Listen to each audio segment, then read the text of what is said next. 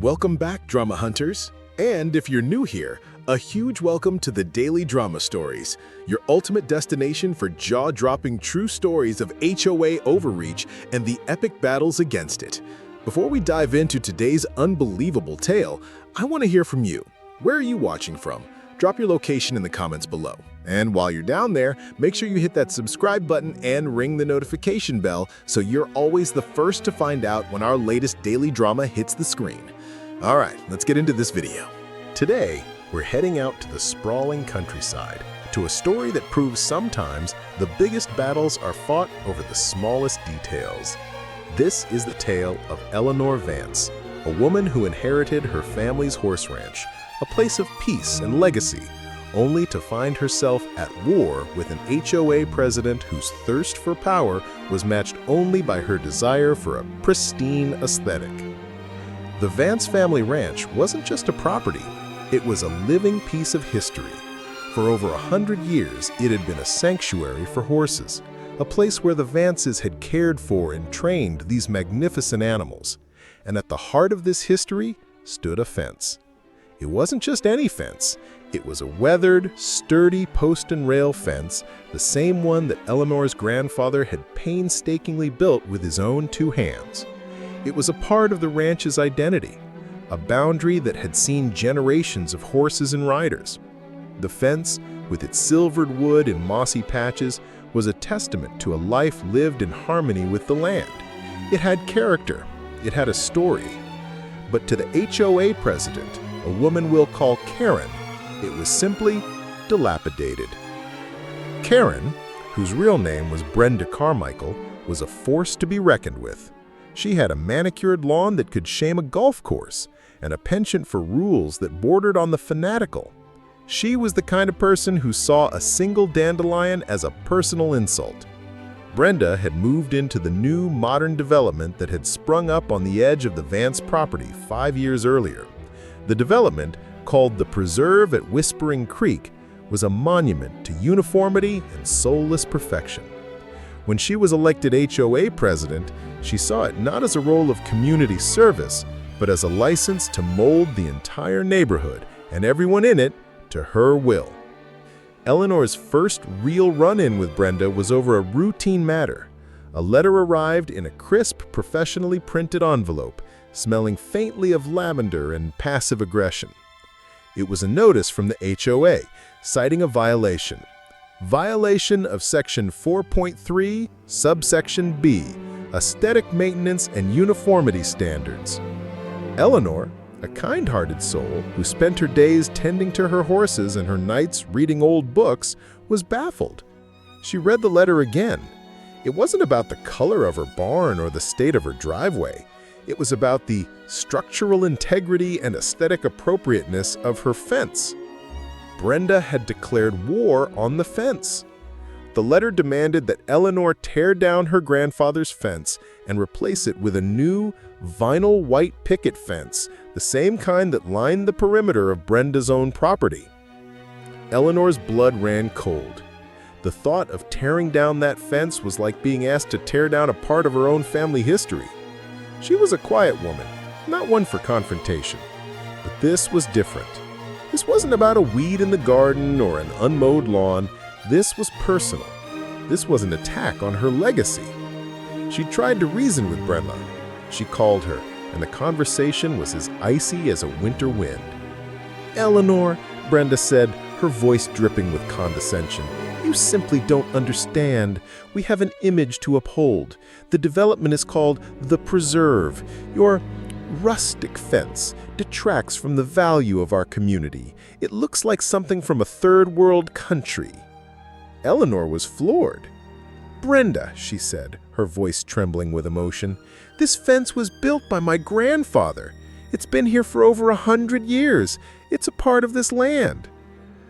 "History doesn't pay the mortgage, Eleanor," she said, with a tone that suggested she was imparting a great truth. "The bylaws are clear. You have 30 days to comply, or we will begin fining you $500 a day." $500 a day. The number hit Eleanor like a physical blow. The ranch, while her passion, was not a source of great wealth. The horses were a labor of love, and the cost of their care was already a tight squeeze. She couldn't afford to pay that kind of fine. She was stuck between her family history and financial ruin. It felt like she was a fish in a bowl, and Brenda was tapping on the glass, trying to drive her insane.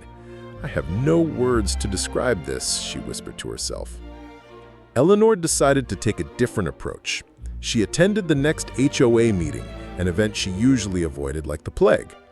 The meeting was held in the community clubhouse, a place of stark modernity, all polished wood and glass. Brenda, perched on a stool at the front of the room, held court. She was dressed in a perfectly tailored pantsuit, her hair a helmet of blonde perfection.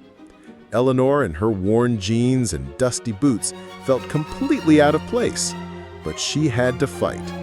She waited for her turn, and when Brenda finally called on her, she stood up, her hands clasped tightly in front of her. "I'm here to talk about my fence," she began, her voice shaking slightly. She explained the history, the sentimental value, the fact that the fence was in perfect structural condition. She even had an old photograph of her grandfather, a young man with a broad smile leaning against the newly built fence. It was a powerful plea. But Brenda was unmoved. "The past is the past, Eleanor," she said, her voice cold and unyielding. "The future is vinyl. The homeowners of this community have decided we want a uniform modern look. Your fence simply doesn't fit in." She then read aloud a section of the bylaws, a newly enacted one, that gave the HOA president the power to enforce aesthetic consistency on any property visible from the common areas. The new development's common area, she pointed out with a smug smile, was the public road that ran along Eleanor's fence line. The other residents, all new to the area, seemed to side with Brenda. They were an army of perfectly manicured lawns and matching siding, and Eleanor's ranch was the outlier. "You can't run from yourself," she thought, as she realized she was going to have to stand up to this bully. Eleanor walked out of the meeting feeling defeated. But as she drove home, something inside her hardened. She saw her ranch, her horses, and that old fence, and she knew she couldn't give up.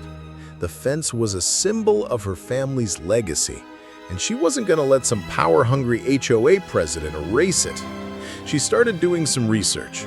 She pulled out the original property deeds, the old survey maps.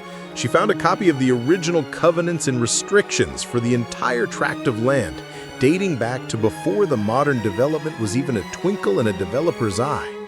And she made a shocking discovery. The original covenants for the entire area, including the new development, had a clause that specifically protected historical structures and features. The clause stated that any structure over 50 years old was grandfathered in and could not be altered without the owner's consent. Her grandfather's fence, at over 100 years old, was a historical structure. Eleanor, a woman who usually shied away from confrontation, found a new resolve. She was going to fight this. She was going to use the very rules Brenda used to try and tear her down to save her family's history. The battle lines were drawn. The Great Fence Fiasco was about to get a lot more interesting. With her newfound discovery, Eleanor felt a surge of hope. She had a weapon, a legal one, and she was ready to use it. She typed up a formal letter to the HOA, citing the original covenants and restrictions and the specific clause that protected historical structures. She attached copies of the old documents, a sworn affidavit from a local historical society confirming the fence's age, and another from a professional arborist attesting to the quality of the wood and the fence's structural integrity. She made sure the letter was sent certified mail, return receipt requested, to Brenda Carmichael, the HOA president, and to every member of the board. Brenda's response was predictable. She ignored the letter. Instead, a new, more threatening notice arrived. The fines had started. $500 a day. The letter also informed her that a maintenance crew had been contracted to remove the fence, and that the cost of removal and replacement would be added to her HOA fees. The total cost was astronomical, a number that made Eleanor feel sick to her stomach. She knew she had to act fast. She called the local sheriff's office and explained the situation. The sheriff, a grizzled old man named Sheriff Brody, who knew the Vance family well, listened patiently. "She's trying to force me out," Eleanor said, her voice cracking. "She's not going to get away with this." "Now, Eleanor, I can't get involved in a civil dispute, but I can tell you this. If anyone comes onto your property without your permission, that's trespassing. You give me a call and I'll be right over." It was a small victory, but it was enough to give Eleanor a bit of breathing room. She put up no trespassing signs along the fence line and installed a security camera. She was preparing for a siege. "I have no words to describe this," she said to her horses, who seemed to be listening intently. The next HOA meeting was a battlefield. Eleanor arrived, not in her dusty boots, but in a simple but well-tailored dress, holding a large binder full of documents. Brenda, seeing her, offered a saccharine smile. "Eleanor, I'm so glad you decided to join us. I trust you've made arrangements for the fence removal. The crew is scheduled for next week." "Actually, Brenda," Eleanor said, her voice steady and clear, "I'm here to appeal your decision and to inform you that any attempt to remove my fence will be met with legal action."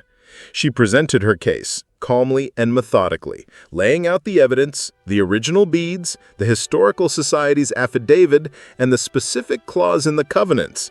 She looked at the other board members, a group of shell-shocked suburbanites who were used to approving paint colors, not historical preservation cases. They looked confused, uncomfortable. Brenda's face, however, was a mask of cold fury. "This is ridiculous," Brenda said, slamming her hand on the table. "These are old, outdated documents. We have our own bylaws, and they say the fence has to go." "Actually, Brenda," Eleanor replied, holding up a copy of the old covenants, "the original covenants state that they take precedence over any subsequent bylaws. It's a legal hierarchy. You can't just ignore a foundational document." She looked at the other board members. "If you try to remove that fence, not only will I sue the HOA for trespass and property damage, but I will also sue each one of you individually for personal liability. I've already spoken with a lawyer, and he's ready to file." The words hung in the air. The other board members, who had been content to be Brenda's puppets, suddenly looked terrified. The prospect of being personally sued was a powerful motivator. Brenda, however, was a zealot. "You are bluffing, Eleanor," she spat. "You think you can come in here with your ancient papers and scare us? We're the HOA. We have power." "No, Brenda," Eleanor said with a quiet strength that surprised even herself. "I'm the HOA president. You're the HOA president. I'm a Vance, and this ranch has been here for 100 years. You've been here for 5. Now I suggest you table this motion, rescind the fines, and cancel the fence removal crew, or we can settle this in court." Eleanor, however, had an ace up her sleeve. The paving company, a local family-owned business, was run by a man named Frank, who had a daughter who had taken riding lessons at the Vance Ranch for years. When Frank heard about the situation, he was furious. "We're not going to pave over a drainage channel and flood a horse ranch," he told the board. "That's unethical. The contract has a clause for unforeseen environmental issues. I'm not going to do it. You can sue me if you want, but I'm not going to." Frank's stance created a legal and logistical nightmare for the board and a public relations nightmare for Brenda. Frank went on the local news, telling the story of how his daughter had learned to ride at the Vance Ranch and how he wasn't going to be a part of destroying it. The story went viral in the local community. Brenda, once again, was on the losing side of public opinion. The new board, with Frank's support, was able to get out of the contract. They apologized to Eleanor and commissioned a new study on how to best use the common land in a way that was environmentally sound and beneficial to everyone. Brenda, once the queen of the HOA, was now a pariah. Her final act of petty revenge had backfired spectacularly, and she was the subject of ridicule and scorn. The story of Eleanor and her fence became a legend in the community. It was a reminder that standing up for what is right, even against seemingly insurmountable odds, is always worth the fight. It was a testament to the power of a single person to take on an institution and win. And it was a lesson for any overzealous HOA president who thought they could dictate a community's history and aesthetic. Eleanor, a woman who simply wanted to be left alone with her horses, had become a symbol of resistance. Her ranch, with its century-old fence, was a beacon of individuality and history in a sea of suburban uniformity. "They can kill the flowers," someone had once said to her, a quote she had heard from a book and now understood, "but they can't stop the spring." And in the end, that's exactly what she had done. She had fought for her ranch, her history, and her dignity. And in the process, she had helped a community find its own. The Great Fence Fiasco was a part of her family's history now, a story to be told for generations to come, a testament to the quiet strength of an old woman, her historic fence, and the enduring power of a place called home. Thanks for watching this episode from Daily Drama Stories. I hope you enjoyed it. Where are you watching from? Let me know in the comments. I would love to know how far our videos spread. We have a lot of great stories coming your way, so keep checking back. Before you go, please like the video and subscribe. It doesn't cost anything, but it means a lot to me. Have a wonderful day, and remember, help each other and don't let the bullies win.